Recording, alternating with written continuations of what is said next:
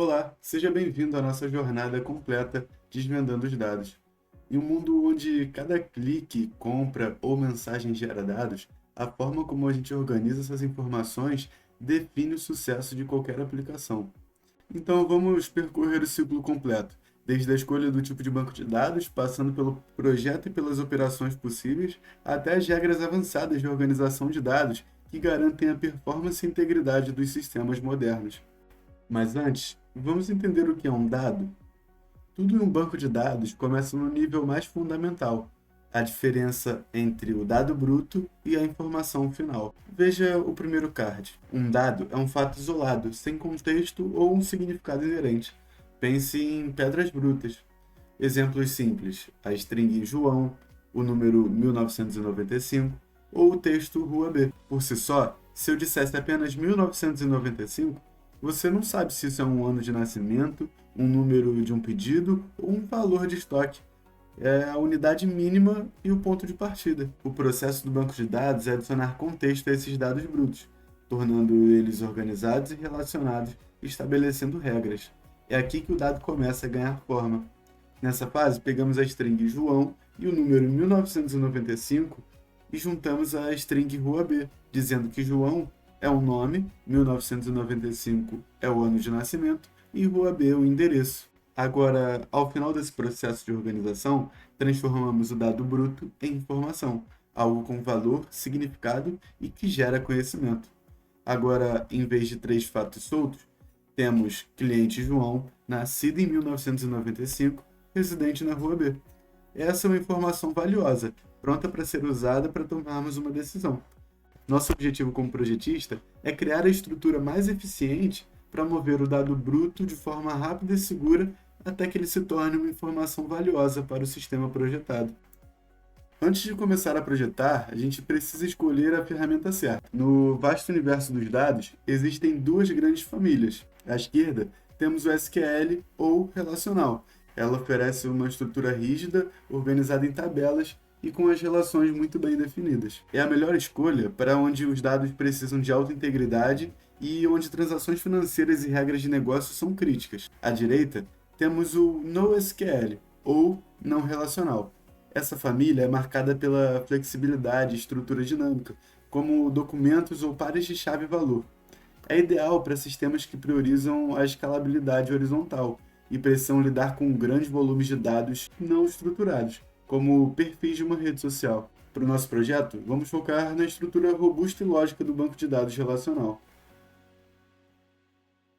Todo bom banco de dados começa com um bom projeto. O primeiro passo é o modelo conceitual, que é o nosso mapa da realidade, o que chamamos de mini-mundo. Aqui, identificamos as entidades, são as coisas do nosso sistema, como o livro e autor.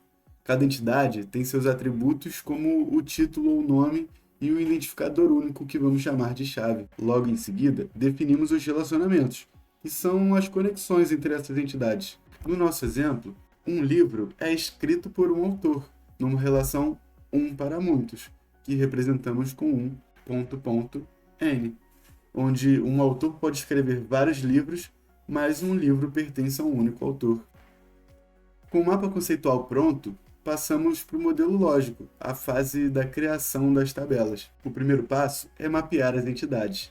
Cada entidade vai se tornar uma tabela, e sua chave única vira a chave primária, ou PK. Ela é a identidade da linha e garante que cada uma delas seja única. O segundo passo é mapear as relações um para muitos. Este é o ponto crucial. Para ligar as tabelas, levamos a chave primária do lado 1, que no nosso caso é o autor, e a colocamos como uma coluna da tabela do lado muitos, que no nosso exemplo é o livro. Essa nova coluna é chamada de chave estrangeira, ou FK. A chave estrangeira é o elo relacional que conecta os dados. O resultado lógico são as nossas duas tabelas, autores e livros, prontas para receberem os dados. O modelo físico é o momento de aplicar as especificações técnicas do nosso projeto. Definimos os tipos de dados, como uma string ou um inteiro. Mais importante ainda é a fase onde garantimos a integridade dos dados, baseado em dois pilares. O primeiro deles é a integridade de entidade. garantida pela chave primária. A regra é clara: a chave primária deve ser sempre única e nunca nula. Isso garante que cada linha de dados é uma entidade válida. O segundo pilar é a integridade referencial, que é garantida pela chave estrangeira. Essa regra proíbe que você referencie um dado que não existe. Por exemplo, ela impede que um livro seja cadastrado com o ID do autor que não está na tabela de autores. Ela mantém a coerência das nossas ligações. Toda e qualquer interação com o banco de dados, do básico ao avançado, se resume a 4 operações fundamentais, que conhecemos pela sigla CRUD. C de Create, que é inserir, é para adicionar novos dados, como um novo cliente ou produto. R de Read, que é consultar, é o ato de ler ou buscar dados, que fazemos com maior frequência. U de Update, que seria atualizar, é modificar os dados existentes, como mudar o endereço de e-mail, por exemplo. D vem de Delete, que é apagar, que é remover os dados do nosso banco. Para realizar essas operações, utilizamos a SQL, que é a linguagem de consulta estruturada. Agora, olhe para o nosso código SQL. Esse exemplo mostra como consultamos dados de 2 tabelas ao mesmo tempo, para obtermos uma informação mais rica. Selecionamos o título do livro e o nome do autor, juntando as 2 tabelas através da chave estrangeira, e filtramos apenas os autores de nacionalidade brasileira. Chegamos agora à normalização, que é o conjunto de regras que usamos para limpar e organizar as tabelas, eliminando a redundância e prevenindo anomalias, que são erros que ocorrem ao inserir ou apagar os dados. Vamos analisar a primeira forma normal, conhecida como 1FN. A regra aqui é a atomicidade. Podemos ver que temos um problema na coluna gênero, que armazena múltiplos valores: fantasia, aventura e épico na mesma coluna. Agora, veja a solução. A solução é criar uma tabela de ligação separada, onde cada par de livro-gênero ocupa sua própria linha. A segunda forma normal, a 2FN, só se aplica quando a chave primária é composta.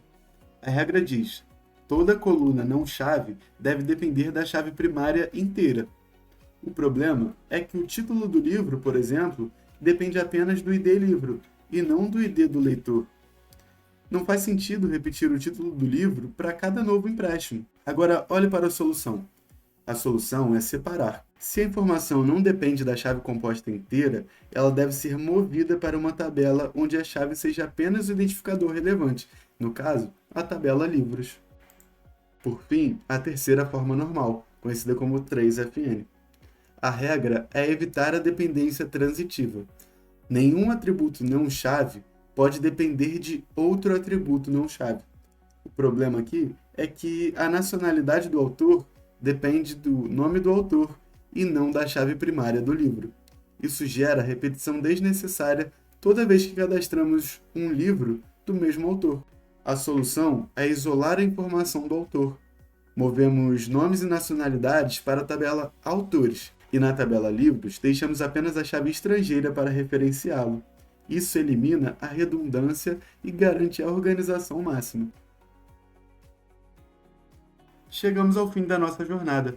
Essa estrutura completa, que vai da distinção entre o SQL e o NoSQL, passa pela criação dos modelos conceituais, lógico e físicos e culmina na aplicação das regras de normalização, é o que fundamenta a maioria dos sistemas de informação que conhecemos e usamos hoje.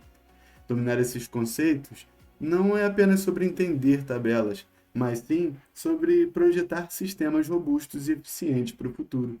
Muito obrigado pela atenção e até a próxima.